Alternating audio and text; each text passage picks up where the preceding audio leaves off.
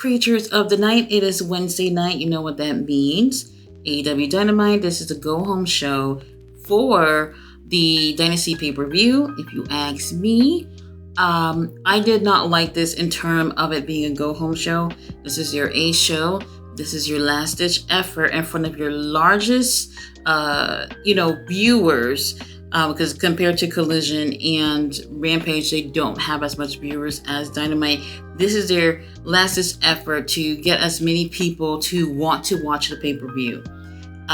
We did start off with Moxley, who starts off the show. Everybody's happy to see Moxley. Moxley has just won the IWGP World Heavyweight Championship at the pay-per-view in New Japan last Friday, which was a really great pay-per-view. You guys, if you missed it, you missed a really good show. He pretty much took us to church, just like how we had with Adam Copeland the other week, and also with FTR the other week as well. And it's just really interesting to see some of these top guys really putting over AEW. And, Jon Moxley, he really did deserve this title. He's been working really, really hard since he left WWE. And he's one of those success stories where it's just like, you don't need to be in WWE to make it big in this profession. And he absolutely is amazing. Congratulations to Jon Moxley. Now, after all that, we had our opening match, which was a mixed tag team match. We had Adam Copeland, Willow Nightingale teaming up against Julia Hart and Brody King. Now, right when Adam is waiting for his partner to come out, we see Julia had just gotten attacked by someone. They never see who it is. And that person had attacked her. And, Stoke Lee and the referees and Statlander, they're all there to make sure that she's okay. She keeps saying that she can wrestle. However, she's in a lot of pain and can barely move. So essentially, this is kind of like a handicap match, even though Julia never gets in the ring with Adam. It's pretty much a one-on-one thing with Brody King and Adam Copeland. And I don't care what anyone says, Adam Copeland is really in his element in AEW. He's been having really great matches. And to see him in a ring, especially with these up-and-coming talent, with new people that he's never been in the ring with, it's been absolutely a joy to see. I am loving Adam in AEW. Now, we do have, towards the end of the match, Willow Nightingale finally comes out. She has her shoulder all taped up, and she comes to come help. And she does, do a few moves on Brody King, one of them being the cannonball, which is very interesting because they both use a cannonball. And I thought that was pretty clever for them to do that. Long story short, though, Adam and Willow takes the L when Julia Hart puts her in a Heartless. And she obviously can't go on because her shoulders are so fucked up. So the referee ends up ringing the bell. Now, after this, though, we do have, she's still applying the Heartless onto Willow Nightingale. So then Mercedes come out with a chair. And she does feel some type of way because she thinks that it's Julia Hart that's been attacking her, last week, that attack that she had. Now, it was really interesting because in the middle of the ring, we have Adam Copeland, Willow Nightingale, and Mercedes Moné. And I was just like, holy shit, this is very interesting. Never thought I'd see all three of these people in the ring at the same time. Now, after this, we do have Renee Paquette, who's the busiest woman in AEW. She is doing a sit-down interview with Samoa Joe. And let's just say word of the day, thanks to Samoa Joe, is choke artist. He kept calling Swerve Strickland a choke artist and basically letting him know, I'm going to choke you out at the pay-per-view. Now, after this, we do have the Young Bucks. They come out. They're backstage with Okada, and they're talking to Tony Khan, who's in a gorilla position, and they're telling him when to hit their music and all that stuff. Tony Khan just looked like he is so fucking lost. Whatever situation is, Tony Khan taking up our TV time.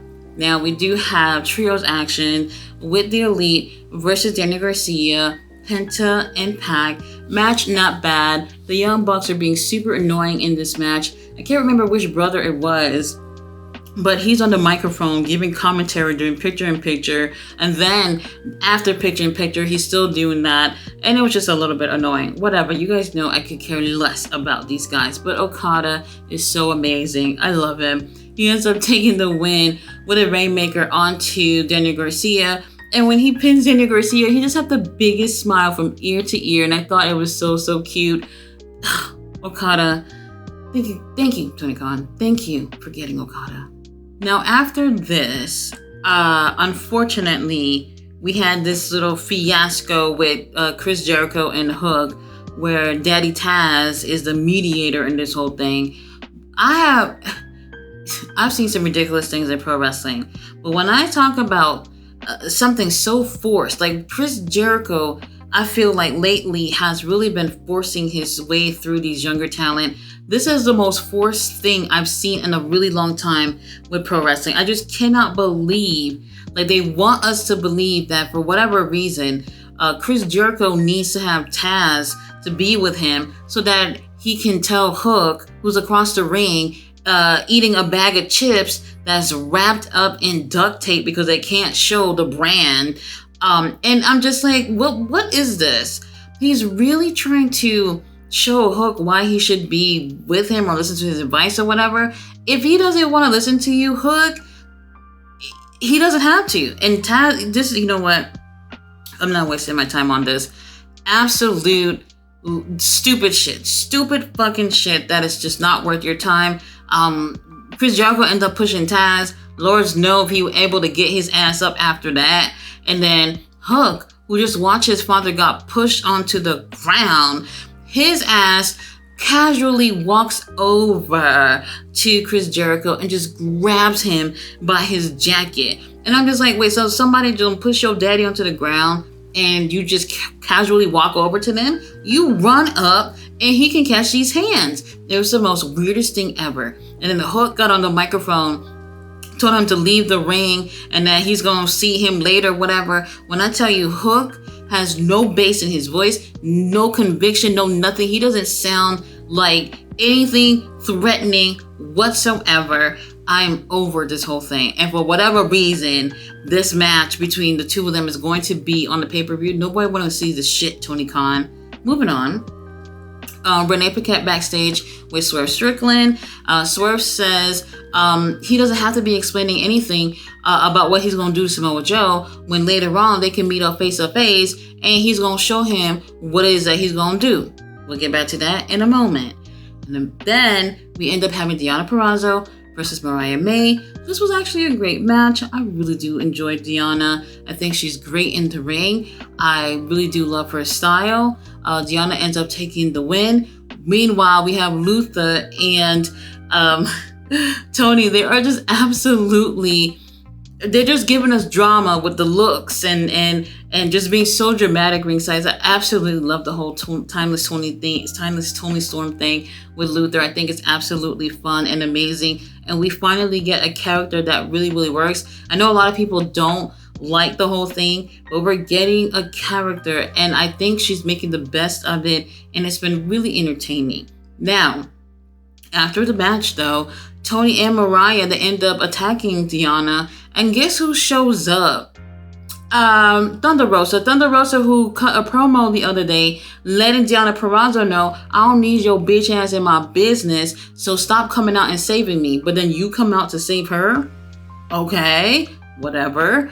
And obviously they end up, Mariah May ends up getting away from that situation. However, we do have Thunder Rosa, who grabs up Toni Storm and ends up putting lipstick all over her face.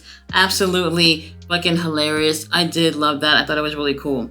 After this, Renee Paquette, once again, busy as hell, backstage with the Bang Bang Gang. Long story short, I'm over this fucking foolishness with the Ring of Honor 6-Man Tag Championships and the Acclaim having the Trios title hostage after how many months? Long story short, Jay White says at the pay-per-view they're gonna unify the titles, winner get all. And I'm just like, thank the fuck God. Tony Khan, you might as well just take the titles off of all 6 of them. I'm fucking over it. So now we're back from commercials and Daddy Ass and the Acclaim got a little promo going on. And basically they accepted the challenge for the, winner takes all bullshit. We find out that's going to be on the pre-show. Ha ha ha, that's what y'all get for not being entertaining.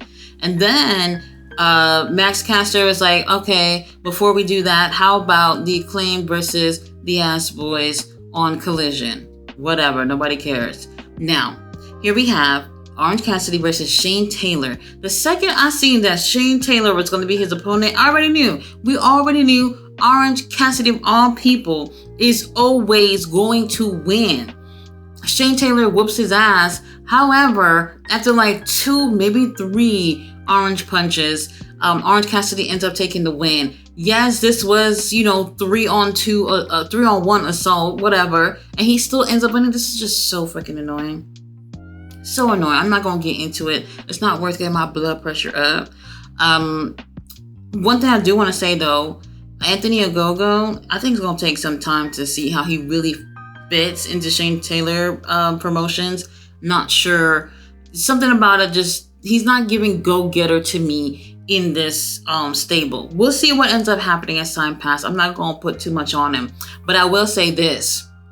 After the match, Shane Taylor Promotions, they end up jumping on Orange Cassidy. And then here comes Matt Sydal, Christopher Daniels, getting a little TV time, coming to come help.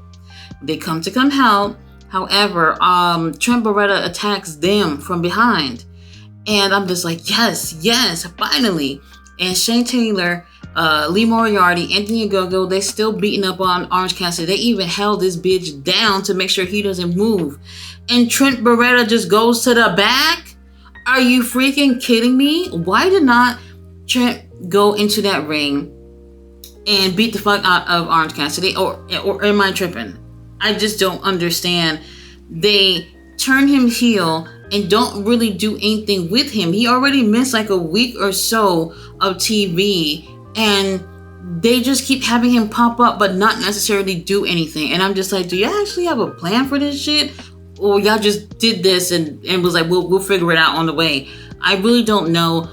Something about this, where this storyline, the momentum might die. And I'm kind of afraid about that happening because I've really been hoping for Trent Beretta to go heel for so freaking long. And then here we have Orange Cassidy still getting this top star treatment. This is just so freaking annoying. Let's move on and talk about the main event. All right, you guys, main event, we do have Claudio Castagnoli versus Will Ospreay. Obviously, match of the night. These two guys, holy moly, like, I mean, did God spend a little extra time on you guys? Like, these guys are just freaking amazing in the ring. Chemistry is great. And I have to say, while watching this, and I'm looking at Claudio Castagnoli, and I'm just like, WWE, did y'all even try with this guy? Like, when you see what Claudio is doing in terms of his performance in AEW, you're just like, damn, I don't think that they've truly given him the opportunity to be at his best when he was in WWE. Whatever, their loss, but it's still wild to me when I see how well he does in the ring. Once again, Will Ospreay takes the win with a hidden blade. I get it, it's his finisher, but I don't think it's effective on every wrestler that he is in the ring with, including Claudio. Like, some people, I feel like he has to opt for a different finisher, but whatever. However, the Don Callis family come and attack Claudio, and when they attacked him, everybody's calling out for Moxley in the crowd, and then Moxley comes out and saves his bestie. Now, I think it's really important to point out here that Will Ospreay was not in this attack. He did not attack Claudio. Matter of fact, he ends up walking to the back on his own, and he looks back at the rest of the Don Callis family. Obviously, something's going to end up happening here between this group. Don't know what it is, but you can see that, he's definitely keeping, that baby face character here, while the rest of the team are looking like absolute heels in this situation. And also, I forgot to mention that earlier in the night, Jon Moxley, after his little sermon, he did call out Powerhouse Hobbs, and he's going to have a match with him next week on Dynamite. Now, just when you thought the show was over, we went into overtime, and we had Shane Strickland come out with Prince Nana, and he had his promo. He did say that he wanted to say in front of Samoa Joe's face what he was going to do to him at the pay-per-view.